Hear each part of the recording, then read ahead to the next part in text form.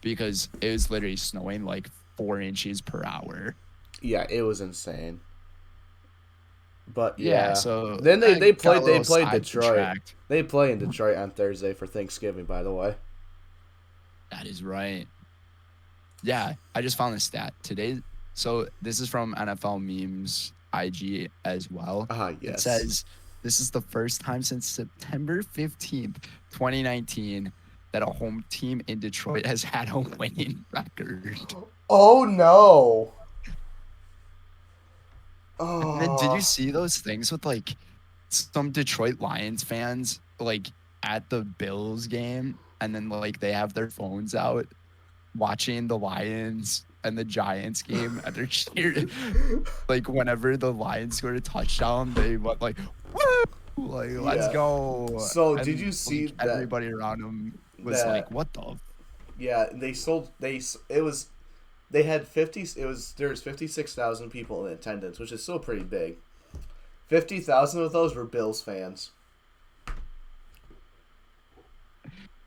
Rip the Browns fans. The Browns are actually pretty darn close to Detroit too.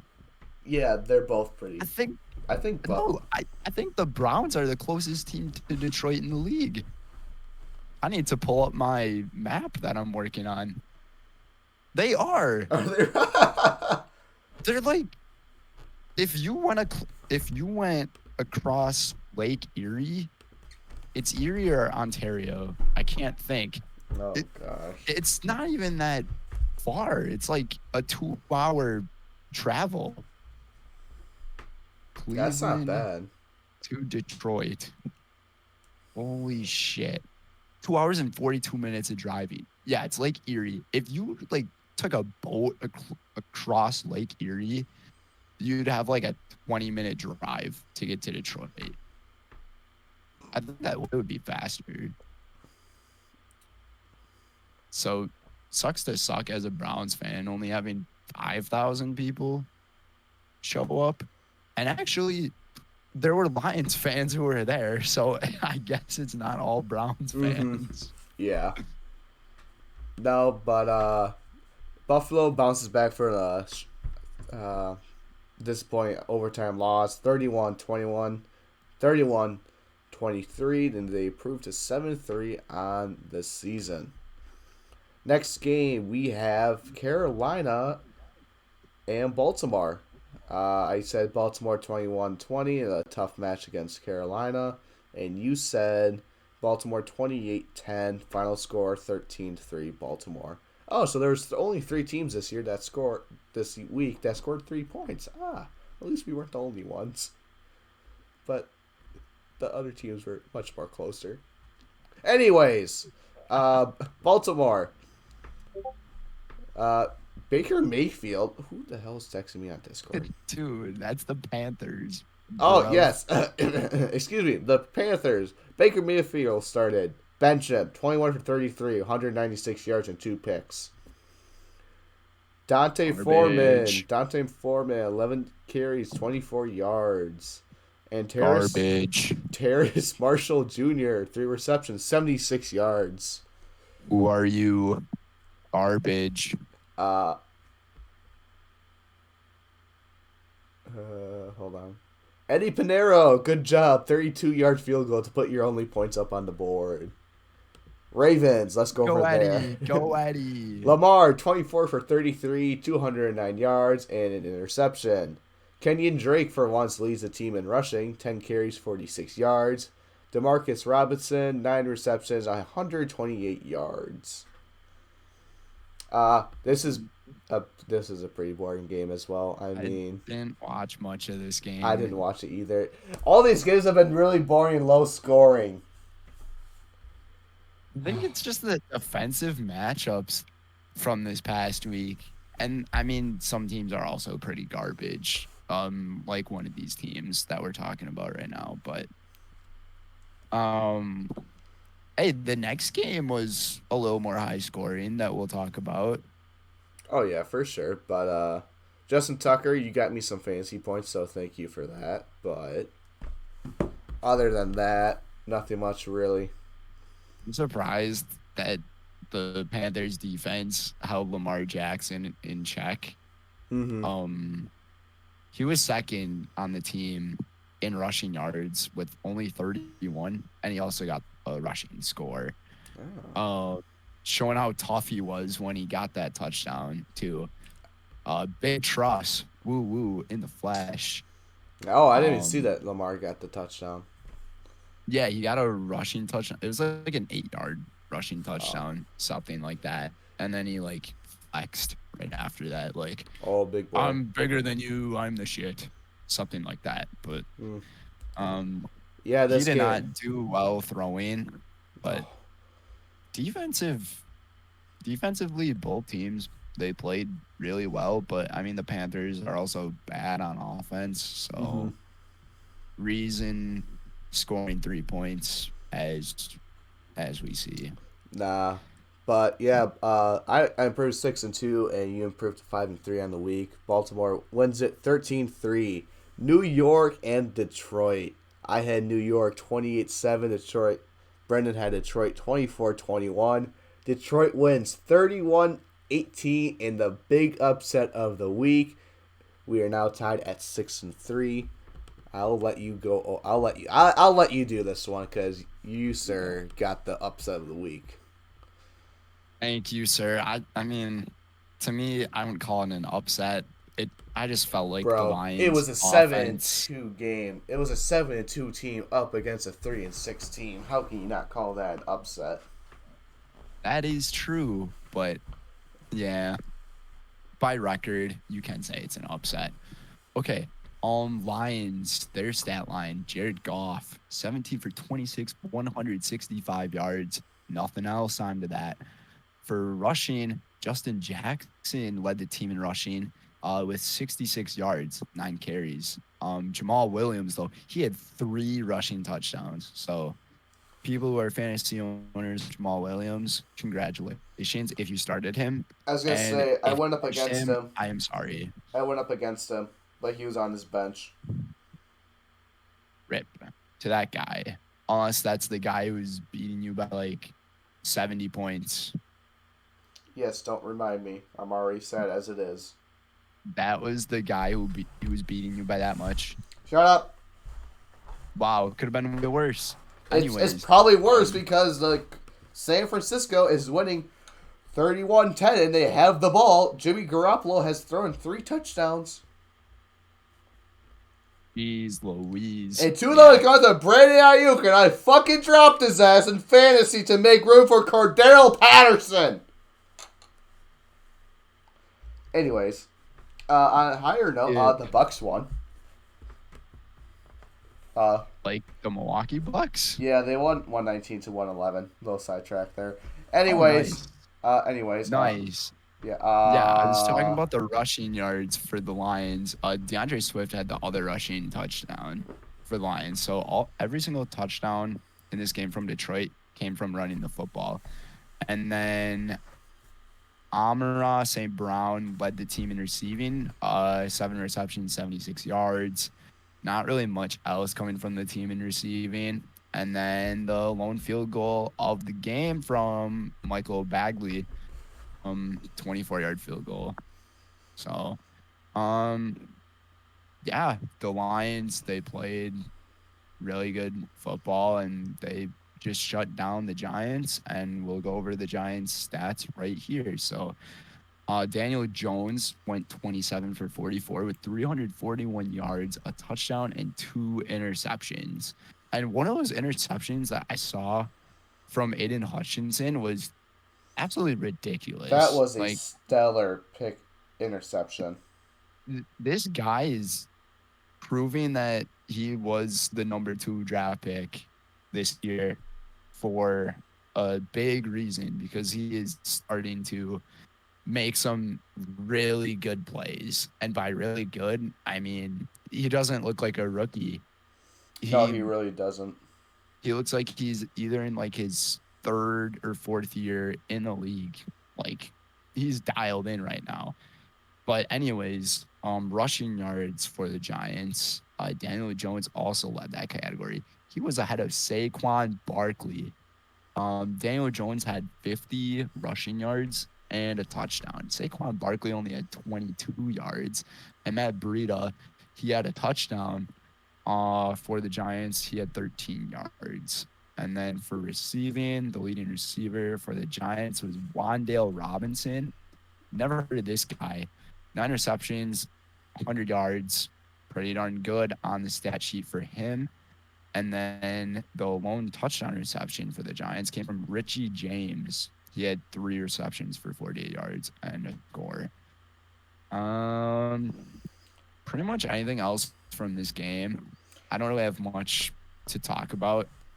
No, not really. I expected the Lions offense to come shooting out and firing on all cylinders, and they did. So, Do you mean Detroit's offense? yes, I meant Detroit. Very good. There you go. I was losing my wording by just like speaking fast. Happens a lot. Yeah, we've been there before. Yeah, definitely. Did not expect this game to go out the way it did. Well deserved win after starting 1-6. Yeah, so Detroit wins that one, which ties us for our game predictions at 6-3. 3-game winning streak for the Lions going into Detroit to take on the Bills. I cannot wait for that one. That's gonna be a good Thanksgiving. game. Yes, sir. All right, 6-3. We are tied. Next game, Raiders at Broncos. I took Las Vegas in 2017, and you took Denver in 17-10. Actual score, Denver. Las Vegas 22-16 in overtime. I improved to 7-3, and you dropped to 6-4. Devontae Adams caught the game-winning touchdown pass from what I saw and called Patrick Surtain out. Derek Carr, 23 for 37, 307 yards and 2 touchdowns. Josh Jacobs, 24 carries and 109 yards. And Devontae Adams with 7 receptions, 141 yards, and 2 touchdowns, one including the game-winning touchdown. And then Max Crosby with 2 sacks. Tyler Hall with a sack as well. And then Daniel Carlson, 3 for 4. Longest is 57. God damn. I'll let you go over your Broncos stat line real quick. Man, I don't know why I chose the Broncos. I think it's just because I went to their stupid summer training camp back in August. Mistake, because I thought this team was going to be really good. And I'm still coming to the realization that they are absolute garbage. God damn it. George Kittle scored a touchdown. I lost. Oh, did he really? Oh, yes, 37. What a joke. He has 2 touchdowns. I'm really disappointed with how that played out now. Well, let's see. How much am I losing now? Oh, God, I'm losing help me. by 2. Oh, my God. I'm losing 152 to 71.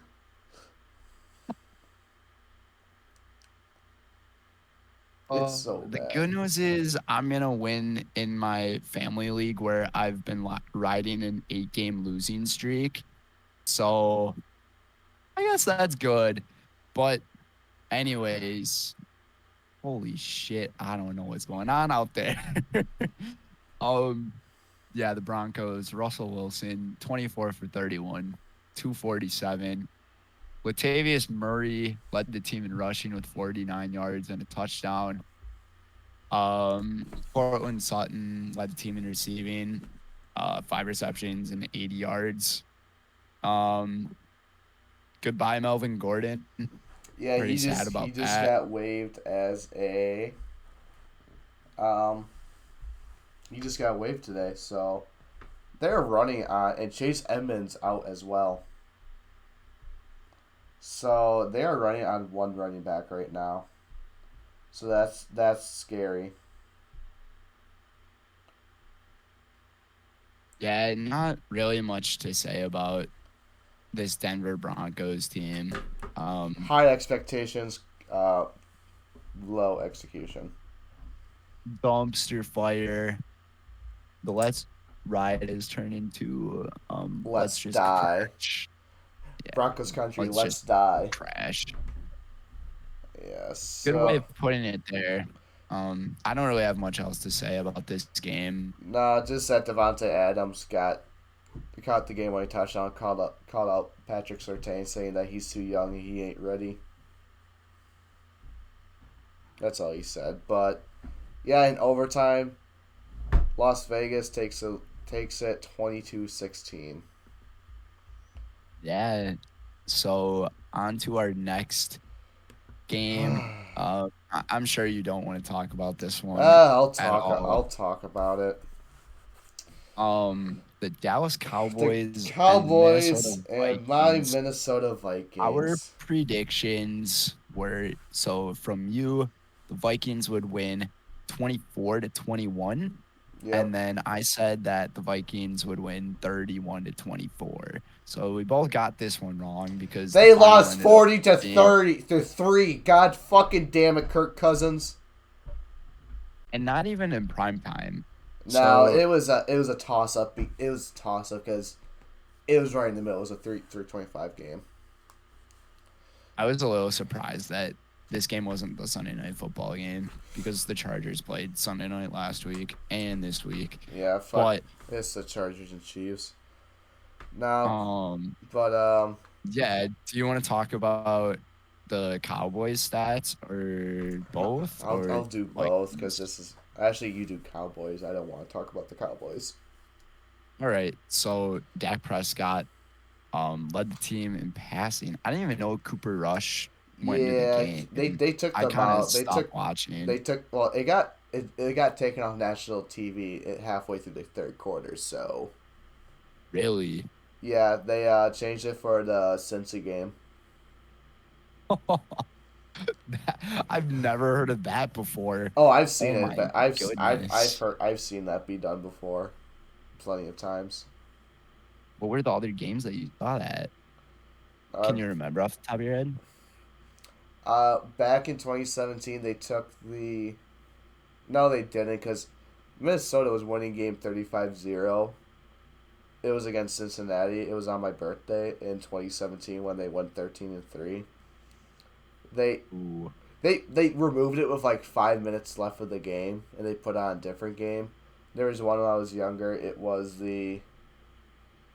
I think it was a Cowboys game. I think they were getting blown up by the Giants. I'm not entirely sure. And I'm not saying this because like we got blown up by the Cowboys. And I think it went to a Seattle and Saints game. I can't remember, but I've definitely seen it be done where they take games off of national TV because That is it's not even competitive and they just want to see a good game. that is so embarrassing for the losing team. Yeah, and this was at home, which makes it even worse. Yeah. So I'll go back to the statistics. Dak Prescott went 22 for 25, 276 yards, and 2 touchdowns. Cooper Rush, 4 for 5, 31 yards. Leading the team in rushing, Tony Pollard, 15 carries and 80 yards. But he was actually leading the receiving line as well, ahead of CeeDee Lamb. So Tony Pollard had 6 receptions for 109 yards and 2 touchdowns. So Tony Pollard almost had 200 yards of scrimmage offensively. And then Ezekiel Elliott, he also had 2 touchdowns. In the game, he had 15 carries for 42 yards. So, Mike, yeah, that's let's the go over the statistics sacks for because the Cowboys. yeah. So Jaron Curse, a former Viking, 1 sack. Parsons got 2 sacks. Doris Armstrong Jr. got 2 sacks. Did they have 7 Dante in Fowler the had game? 1. Demarcus Lawrence had 1. Yeah, they had 7. 7 sacks in a game. Sheesh. And then Brett Maher, the kicker. 60-yard field goal. Perfect 4 for 4. 16 of their points he accumulated for. I was so confused right before halftime how all that Yeah, I played don't out. know what happened because I was I gone. I was probably I crying. I have never seen like that type of scenario or like events go right before halftime. So what ended up happening was CeeDee Lamb made a Oh yeah, I incredible remember. catch, Yep. tiptoe on the sideline, kind of falling forward. And right after that, I think there was a timeout that was called. The play didn't get reviewed, and then Maurer went out to kick the 60-yard field goal, and he made it. And they were about to go into the locker room, and then they blow the whistles, and then they're like, "No, we actually need to review this play to see if he caught it." So they review the play. He ended up catching it. So Brett Maher had to kick it again from 60 yards. And then the second time, he he basically perfected the kick. It went right down the middle. Like he couldn't have kicked the ball any better than he did. It was a really interesting way that played out. But Yeah.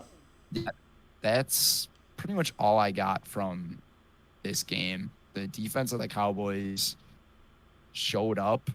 I don't know why the Vikings decided to like keep trying to throw the ball, because the way the Packers beat the Cowboys was they kept running the ball. So Micah Parsons couldn't do anything defensively. And Yeah, then, I'll talk about yeah, this. you can take over. So, Kirk Cousins, 12 for 23, 105 yards. Nick Mullins, 5 for 7 for 54 yards. Dalvin Cook led in rushing, 11 carries, 72 yards. And TJ Hawkinson led in receiving, 5 receptions for 34 yards. Did we get a sack at all? No, we didn't get a sack. This was just a super bad game by us. The reason that Andrew Booth Jr. has 9 tackles is because that's all Dallas did was like, oh, they saw a one-on-one matchup, they just threw to him instantly. Like, all right, here, I'm just gonna throw this up. He's not that good of a corner. We're also riddled with injuries, not as bad as the Packers, but our secondary is so bad. Evans, who is our backup tight cornerback, who actually broke up the Dawson Knox Woodbine game-winning touchdown last week. Was a concussion protocol. Zadarius Smith is questionable. He came into the game questionable. I think you should have at least limited hit. I think that's what they did. Obviously, Dantzler's out. I don't know when he's coming back, unfortunately. But now you have a short week playing at home again against New England on Thursday night fucking prime time. So I'm not gonna like that. But Durashaw, our starting left tackle, goes down with concussion, so he's out. He's not playing Thursday. So now things are really starting to look down for us. I don't like it. That is a little, yeah, a little scary Mm-hmm. for sure. The fact you have to go against the Patriot defense on Thanksgiving. Yeah, we gotta worry about fucking Matthew Judon now, so that's lovely. No, Yeah, it's gonna be tough for you guys. that I still, that first game, not the first game, that first drive really set tone for the pace. Kirk Cousins has Parsons sacks him. They recover on our 20. They go down, kick a field goal. We respond with a field goal. Then the rest is history. So, yeah. history in the making / the books. Yeah. Yeah, I dropped down to 7-4. Brenden, you dropped down to 6-5. Niners are winning 38-10 still. Nope.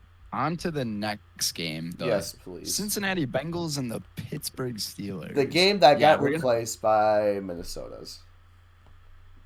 Or the game that replaced Minnesota. Oh my god. Okay. Oh shit. God damn.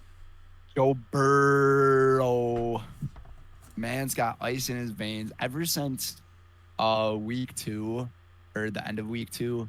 He's playing fantastic football. Like you could almost put this guy back into the MVP conversation. He Um, deserves to be. he threw for 355 yards and 4 touchdowns. He did throw 2 interceptions in this game. And I remember saying last week, TJ Watt was going to do something. He got an interception in the I game. don't know And how he got that one. I don't know how he caught that either. It is pretty darn impressive.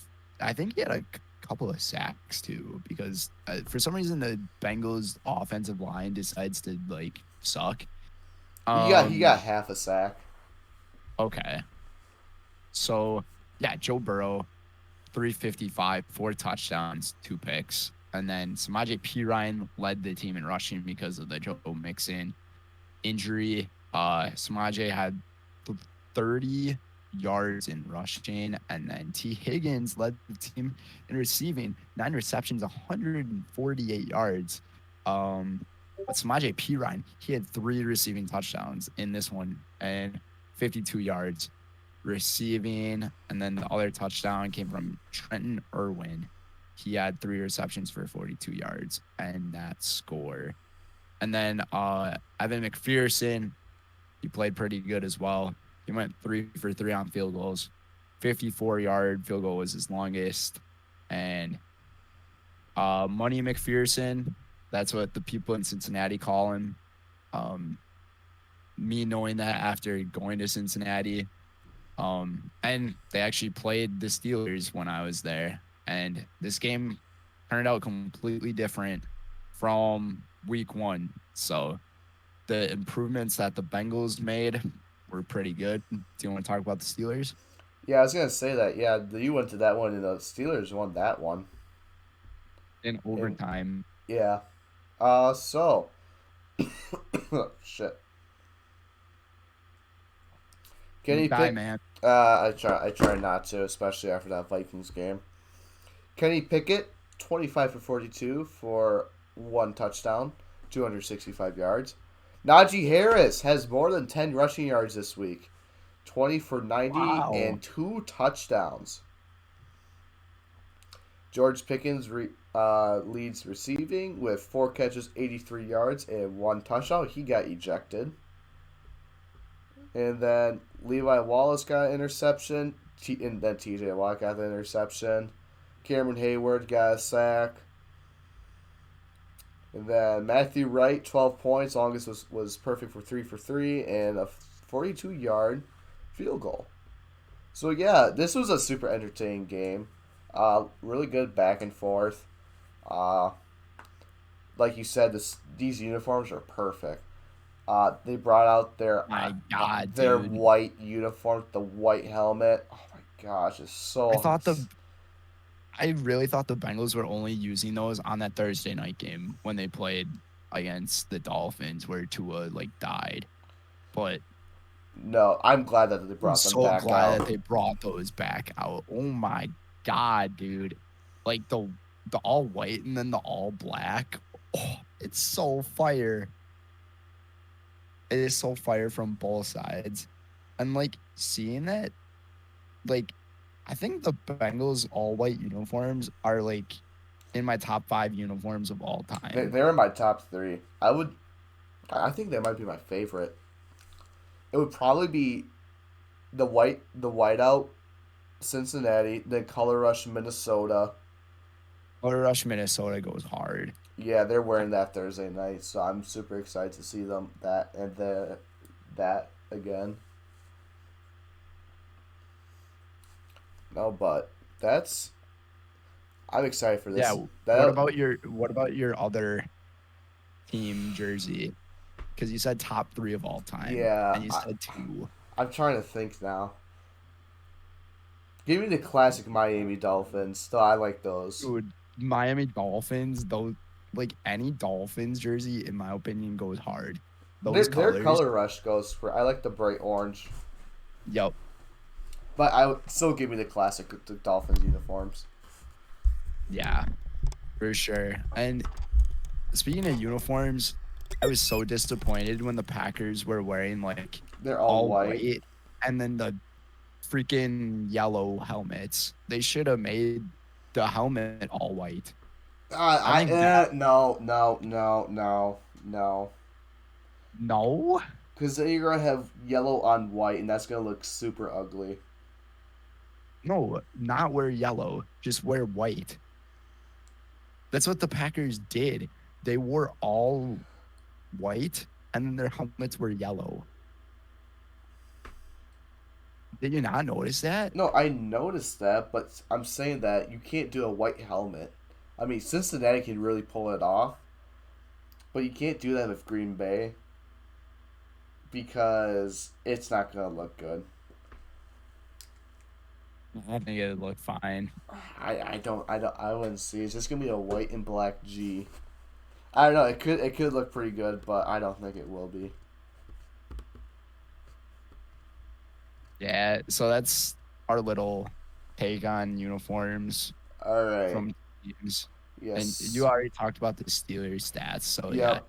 this game So, oh yeah, very entertaining. yeah. I didn't really watch it. I obviously I had the Vikings game up on my phone when I was driving back to college from deer hunting this weekend. I just had it in my passenger seat so I could hear Tony Romo, and I was wondering why it was such like a 15-minute long commercial break.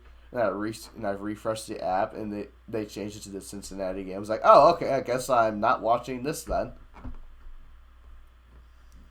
But Yeah, no, I didn't really watch too much of this game. I saw it was close though, going into the third quarter. I think because the I think the Steelers were up like 20-17 or something. I was like, this yeah. is really So weird. I after didn't three, expect it the was score to be that. 27-23. It was 27-23 Cincinnati. Jeez. But Kenny yeah, Pickett's starting to figure stuff out then. mm-hmm. Like he Yeah, he was really is. struggling when he came in against who did he come in against? Uh, I want to say it was Baltimore. 2-minute warning for Arizona's game. They lead 38-10 at Arizona's ball. 3rd and 11. Holy shit, Jimmy G has thrown 4 touchdowns. Are you serious? Mm-hmm. Why the frick is Jimmy Garoppolo playing well? Because he's in Mexico. Honestly, I don't know. I was gonna say that reason makes absolutely no sense. I don't know, but I'm going to highlight these. It's basically over, so we can go over that game. Honestly, nope, that's not what I wanted. Excuse me. Good thing I changed my prediction to San Fran. Yeah. No, but Cincinnati wins at 37-30. You're 6-6, and I am 8-4. On to the Sunday night game, which is who else other than the Kansas City Chiefs and the Los Angeles Chargers. This game was the best game of the week. I Yeah, feel like probably. everybody could agree upon that. For the statistics in this one, Hold on, let's go over our Kansas. predictions. Let's go over our predictions first. Oh yeah, true. So I said Kansas City 35-21. You said LA and 41-38. And the actual score was Kansas City 30, LA 27. Why did I guess such a high score? You said that it was going to be a shootout. And I was like, bro, here's the thing. It was kind of shaping on to be a shootout at halftime. And then that was at halftime. And then right after halftime, the Chargers decided to play like booty. Mm-hmm. But yeah, Patrick Mahomes, 329 yards, 3 touchdowns. He went 20 for 34. My roommates are going ham right now. I can hear them. I'm not even gonna bother. Isaiah Pacheco led the team in rushing, 15 carries, 107 yards. Clyde Edwards-Helaire kind of fell off the face of the earth on this team. I need to drop him in fantasy football. That reminded me of that. Travis Kelce, all as expected, led the team in receiving, and he had 3 touchdowns. He had 6 receptions for 115 yards. And then the 3 scores. Um, Nick Bolton had an interception in the game for the which Chiefs is defense. typical. Which is a typical Justin Herbert throws an Justin Herbert. interception on possibly game-winning drive. Yeah, I feel like he's done that quite a bit He did that this year. last week And as well. at like in the first half of this game, Justin Herbert played so freaking good. He I did. was like, He's not the okay, same this is after gonna that be rib his. injury.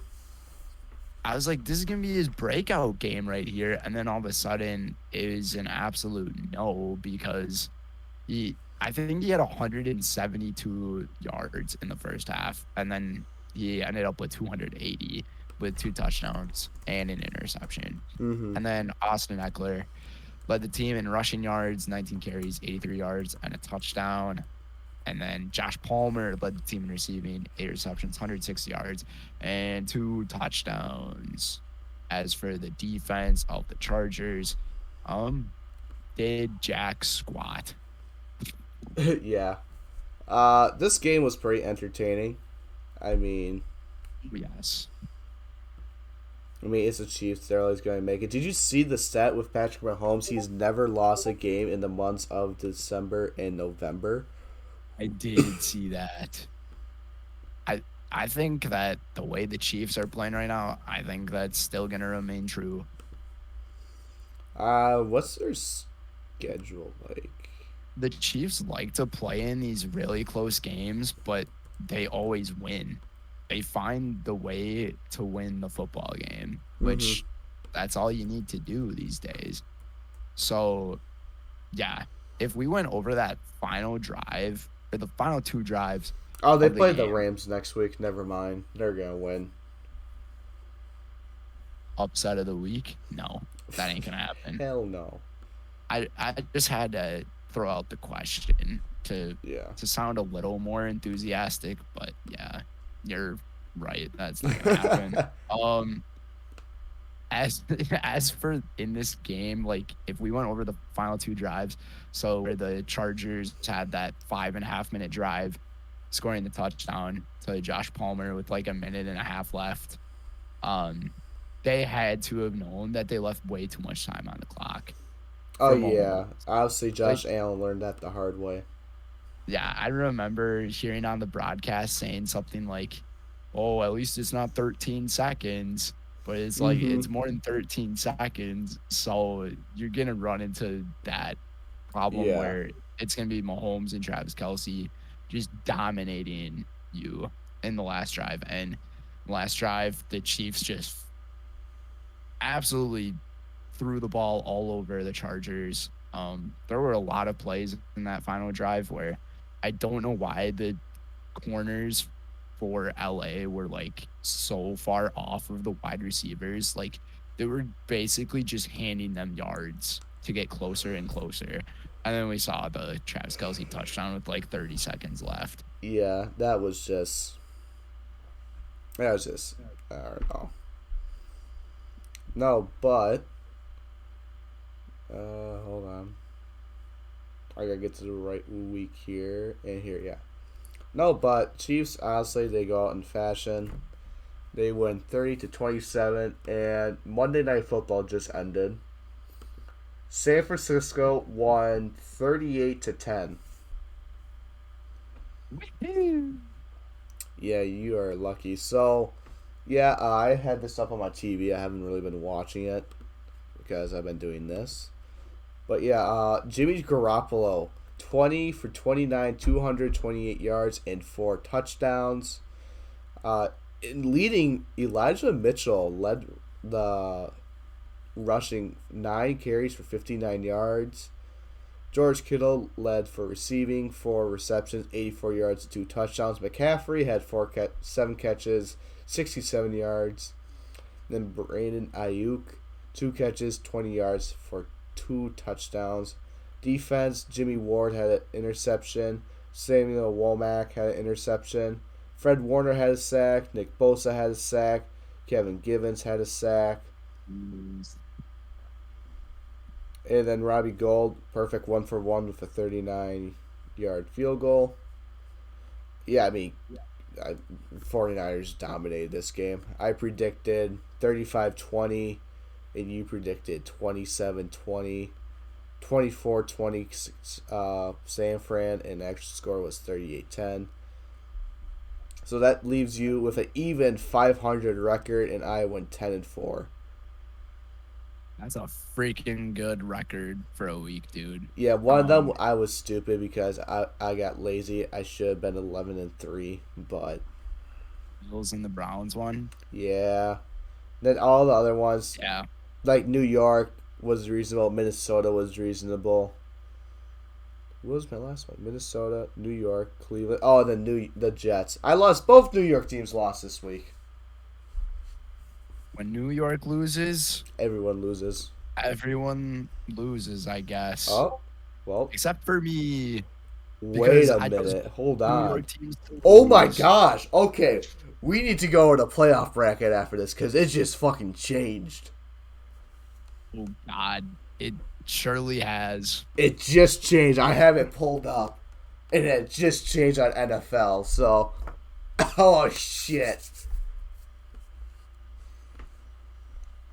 Right, before we go over this, let's go over the Cardinals' offense and defense. But, I mean, not really much happened between them. Gosh. So, Colt McCoy, 24 for 34, 218, interception.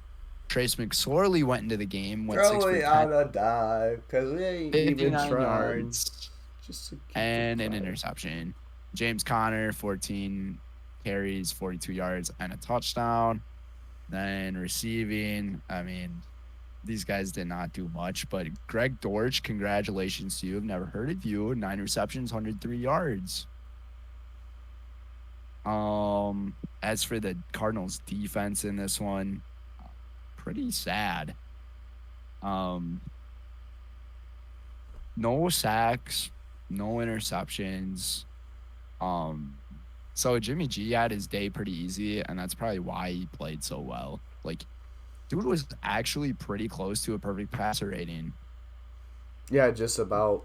Yeah, super good game. If he would have had like 4 more completions, I think he would have had it. Scary to think about. So yeah, that's Arizona Cardinals. They fall to 4-7. I said I was gonna watch them on Hard Knocks the past week. I forgot to, so I have an episode to catch up on. Yeah, I still have to watch the full thing about Detroit and all that. So, but yeah, I've heard they're really good. Yeah, let's jump into the playoff picture now. So I'm super excited about this. So, I guess we'll start with the AFC because that changed. Wait, holy shit! Okay, so in first place you got the Chiefs, which is, oh my gosh, no surprise. You have a tie for second with the Titans, Miami Dolphins, and the Bills. So I think because the Titans beat the Dolphins and the Dolphins beat the Bills, I think that's how that works. Because all of them are 7-3. Actually, hold on. Let me. Yeah, so the Dolphins, they would be ahead of the Bills. You said the Titans beat the Dolphins, right? I'm gonna look that up because there's ESPN. Okay, so right here. I gotta move my mic somewhere else. Okay, so I have it pulled up right here. I'm trying to situation my mic. Okay, so Miami. Okay, so NFL is different. So I'm gonna use ESPN because they give you the reasons. Okay. So according to ESPN, Miami's a 2 seed because wins tiebreaker over Tennessee based on strength of victory. Wins tiebreaker over Baltimore based on best win percentage in conference games. Oh my gosh, they have Bills as a 5th seed. Tennessee is 3, wins tiebreaker over Baltimore based on best win percentage in conference games. Baltimore, then is Buffalo at the 5 seed. Buffalo as a 5 seed is so funny because everybody sees them as a top 5 team in the league. I know. Then New England's the 6th seed. Wins tiebreaker over Cincy based on the best win percentage in conference games. Division tiebreaker was initially used to eliminate New York Jets. New England wins the break over New York Jets based on head-to-head win percentage. Then it's Cincinnati at 7 wins tiebreaker over New York Jets based on head-to-head win percentage. Yeah, so that's the AFC. Let's go to the NFC, which, okay, this one hasn't updated for the NFC because I think it's because... Hold on, I need to pull up NFL because these are, like, super weird. Well, the NFC on ESPN, they still have the Eagles as the one because Well, they yeah, have the they're best 9 and 1. record. Okay, let me go over And the... then Minnesota. Let me go over what NFL has. San Francisco's the 3 seed now, That's why I'm dude. saying, because they have them at the 5 seed. They have them as a two-way tie between Seattle and... Right now, on NFL, they have them as a wild card team. That's And why I'm then the saying. 5-5 Buccaneers are the 4 seed. The On 5 seed. Okay, so are you They're the looking at 7-3. ESPN? You're looking at I'm ESPN? looking at ESPN right now. Okay, on NFL, okay, I'll show you NFL. Number 1 is Eagles. Looking at Makes ESPN. sense. 2 is Vikings. Yep. 3 is Giants. The Giants are. They're 7-3. The Cowboys are at 3. No, the Giants can't be the 3 seed because the Eagles are winning the division. Because this is okay. Hold on. Because I think it's What the the division. I think it's the NFL division is fucked up. Unless we don't know something, maybe we don't. Because aren't the division leaders supposed to be Yeah, division leaders in are the top Eagles, 4? Minnesota, Seattle. Yeah. Hold The on. division leaders are supposed to be the top 4. How could the Giants Okay, be? NFL is so fucked up because they don't have any of the NFC South in the playoff picture right now. Yeah, that doesn't make sense. So right That's now, not okay, possible. yeah. So we're gonna go at ESPN. NFL is fucked Dude, up. if you look at ESPN, the Tampa Bay Buccaneers are the 4 seed. They're 5-5. Dallas Cowboys are the number 5 team. They're 7-3. The Giants are also 7-3. They're the 6 seed. The Seahawks are 6-4. They're the 7. And then, okay, so that'd be the playoff picture right there. Mm-hmm. All these teams are better than the Tampa Bay Buccaneers record-wise. And Tampa Bay is the number 4 spot because they're winning their division. Yeah, wins tie. San Fran wins tiebreaker based on head-to-head, so that's an easily 7-3. Actually, I'd rather take, for Minnesota's sake, I'd rather take on Seattle than San Francisco. Yeah, And then I would as well. Then Cowboys wins the tiebreaker over the Giants based on head-to-head win percentage. That just basically flips them around. So right now it would be Minnesota, Seattle, San Fran, and New York, and Tampa and Dallas. Okay, so for the NFC, I could see like 3 of those teams changing. If I'm being completely honest with you, the Washington Commanders, the I think Commanders they have can a sneak in. legitimate shot They to can get sneak in. in. They can sneak in. Basically the NFC South is up for grabs too. Mm-hmm. So the Falcons could get in. I think the Lions could make a playoff run here. The Lions are hot. They're only a game and a half back, 2.5 maybe. I would watch out. I could see the Lions beating the Bills in Thanksgiving because it's Thanksgiving, and the Lions always have Thanksgiving games, and their fans, they're gonna show up. I know it, but yeah, I can see a lot of changes being made there. And then if you look at the AFC, dude, it is insane. Yeah, AFC is crazy. It's insane on both ends. Like, it's just funny that the Bills are the 5 seed when everybody sees this team as the 1 seed. Freaking good, like being a 1 or a 2 seed. Like, if you go back to the ESPN power rankings here, the Buffalo Bills are ranked number 5. Mm-hmm. And then so it went Chiefs, Eagles, Vikings, Dolphins, Bills, top 5. And Yeah. then 6 to 10 was the Ravens, Giants, Niners, Cowboys, Jets. Talk about how much of changes are going to be made in the power rankings this week too, which I mean we're going to talk about on Wednesday. Oh my But gosh, it's gonna be so holy fucking. shit. It's gonna be a complete mess. Actually, let's look at the current power rankings. So you have Chiefs, Eagles, Vikings, Dolphins, Bills, Ravens, Giants, Niners, Cowboys, Jets. Jets are gone. Giants are gone. Ravens are on bye. Chiefs are sitting at 1. Bills move up to 3. No, Bills move up to 2. Eagles fall to 3. Dolphins fall down Bills to move up. 5. Cowboys are going to jump up to 4. If the Bills end up moving up to 2, I'm going to laugh so hard because they're the 5 seed in the AFC. It's like, Wait, yeah, because Miami's leading the division. how Who does Miami play? Miami next week, who do they play? Oh, they play the Niners. That's going to be a good That's one. going to be a hell of a game. Like, that will be a hell of a game. Like, make Yeah. that the primetime game or something. Even though San Francisco has played a lot of primetime, it seems like. Damn.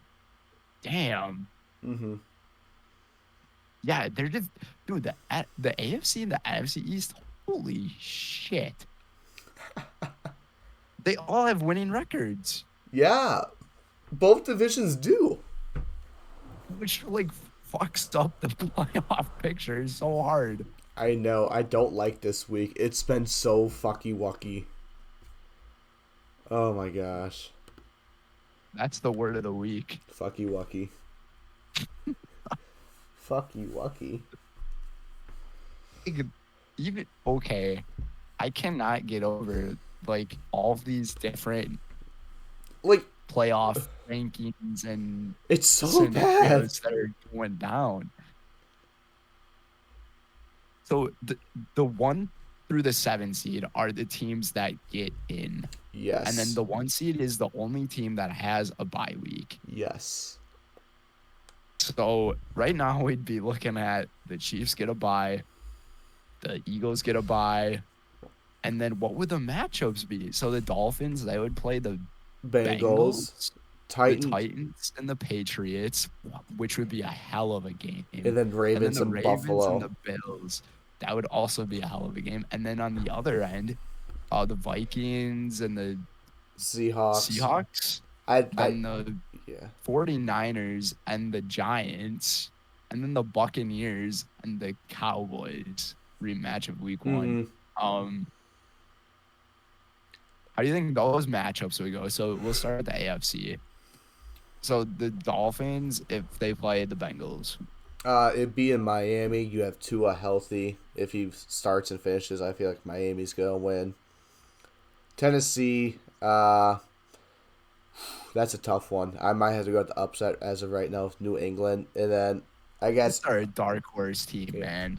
And then my other upset in air quotation is Baltimore and Buffalo. Buffalo will win. There's no doubt about that. Yeah, it's definitely not an It's upset. it's the Bills. It's just by division leaders. Mm-hmm. I mean, Then Kansas City would take on the Patriots. Kansas City wins. Buffalo in Miami. In Miami. Give me Buffalo for that one. Yeah, obviously Chiefs and Buffalo in the AFC Championship. Give me Buffalo. so I have a few different outcomes than you on All right. these. So for the Dolphins and the Bengals, I'm actually gonna go with the Bengals on this one because their team is heating up like fire, and they're gonna get Jamar Chase back. He'll be healthy by that time. Even though the Dolphins do provide a pretty darn good matchup, I see that being a fantastic game down in Miami. And then for the Titans and Patriots, I see the Patriots winning that one against the Titans. The Patriots defense is just stellar right now, and it's so scary. And then for the Ravens and Bills, I'd also go with the air quotes upset, pick the Bills, which would bring me to the matchups with the Chiefs and the Bengals rematch of the AFC Championship game from last year. I would go with the Chiefs in that one. Um, and then that would take me to the Patriots and the Bills. I see the Patriots winning that game. The Patriots, I see them as a dark horse team, but then once they play Kansas City in the AFC Championship, I'd take the Chiefs. Mm-hmm. All right, so NFC Phillies on bye, Minnesota and Seattle, San Fran and New York, and Tampa with Dallas. Give me Minnesota over Seattle. New York over San Fran, and Tampa over Dallas. And then, so Minnesota would play the Giants, and Tampa would play Philly. Tampa over Philly, Minnesota over New York. Tampa versus Minnesota in Minnesota. I don't think Tom Brady's ever played in U.S. Bank Stadium, so big NFC Championship at home. Give me Minnesota in the winning that.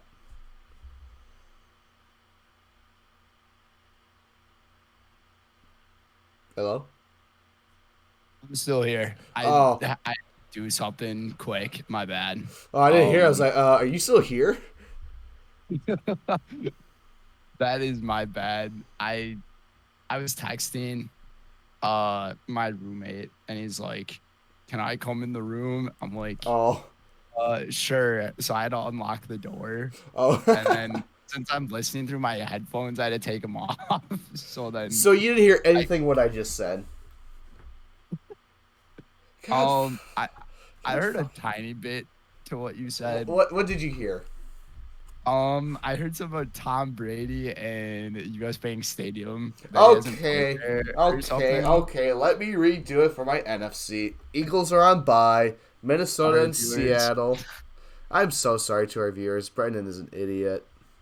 I can be an idiot. Oh, I I am know not an that. idiot though. So Minnesota, Seattle. Give me Minnesota. San Fran and New York. Give me New York. Tampa and Dallas. Give me Tampa. And then Eagles would take on. No, Eagles would take on the Giants. Yeah, Eagles would take on the Giants. And Minnesota and Tampa. I read that wrong. Uh, Minnesota and New York in the NFC Championship, and then Minnesota over New York. Okay. Um, as for me, so Vikings, I'd have them defeat the Seahawks, and then the Niners, they would play the Giants. That game's a toss up for me. I'm not sure. I talked a lot of crap about the 49ers. We both kind of Oh, we have. do. So I think I'm still gonna keep talking crap. I'll take the Giants and then the Buccaneers and Cowboys. Uh, that's a tough one. I don't even know if it's gonna be Tampa Bay in that game either. Like it is. That's a toughie. Tom Brady though undefeated after divorce, so I guess watch out for that. And Mm-hmm. then there's news that his ex-wife was spotted with uh her one of her instructors or something, and they went out on a couple of dates. So Are you Tom talking Brady's about? probably Oh God, Tom yeah. Brady's probably heard about that, so it probably lights the fire even more. Mm-hmm. Yeah. Um. After all of me saying that, I I'll go with the Buccaneers. Um. It's tough. So, do we have the same matchups through that one then? And then, Minnesota, Tampa, and Philly, New York. yep. Yeah, that's what I have. Yeah, so then I would have New York beating Philadelphia. And then Minnesota and Tampa. I'd probably take the Vikings in that one. I think I would have the same exact, I mean, layout of the playoffs as you for the NFC. Because I think the Vikings would beat the Giants. Yeah, And they then play each you, other in a couple of weeks, so that'll be a good game to watch out for. yeah, and then I would make it the Vikings and the Chiefs in the Super Bowl, and then I'd have the Chiefs I winning. would have. Where's the Super Bowl being played at? Where? Yeah, I believe the Super Bowl this year is in Arizona. was it Super Bowl what? 57. Yes, 57. I believe it's in Arizona. Yeah, State Farm Stadium. That's Arizona. Yep. Yeah, so yeah, that's my take on it. But I don't know. You got anything else that you want to share about it? And then we'll wrap her up real quick. Um, it's an interesting season. That It, is, it really is. that's the best way of describing it. I don't think anybody expected the way things are shaped out right now. Um, if you just think about it, the the playoff teams from last year compared to what you see in the picture this year, the NFC is fucked. Yeah, Um, the Rams made it in the playoffs last year, obviously because they won the Super Bowl. Um, the Cardinals made it last year. They're ranked 12th in the NFC. The Packers made it last year. They were the 1 seed. They're ranked 11 now. Um, no one expected any of that to happen for sure. And then I can't really remember much about the AFC playoffs. I kind of just remember what the championship games were because it was the Chiefs and the Bengals, and then it it was was Kansas the City Rams and and the Buffalo. 49ers. Yeah, Yeah. So it's just completely different. That's all I got from my end. So yeah. if you want to wrap things up, All um, right. you can go ahead and do that. All right. Well, thank you everyone for listening to episode 4 of Down on the Sidelines. I'm Matty Icy, Matt Crowley, signing off here at Lakeland University on the away sideline. Your boy Brenden Retzloff. I kind of need a nickname, even though I've been called Brendini. I've been called 99 Bretts. Brett's that golf. Lots of different nicknames, to be honest with Yeah, you. I mean a lot of No people one will just knows call how me to Crowley. spell my name. So yeah, signing off from Stevens Point, Wisconsin, and probably gonna play some Mario Party now because right now it sounds like a bunch of fun with my All right, roommates. I'm gonna watch God of War Ragnarok. So Ooh, nice. yes, sir. I have I have not seen that, so Oh, I game of the mean year, game of the year. it sounds pretty good. But yeah, signing off from Stevens Point, Wisconsin on the home sideline is Brenden and Matt. He's already signed off. We will see you guys next time on Down on Sidelines. See ya.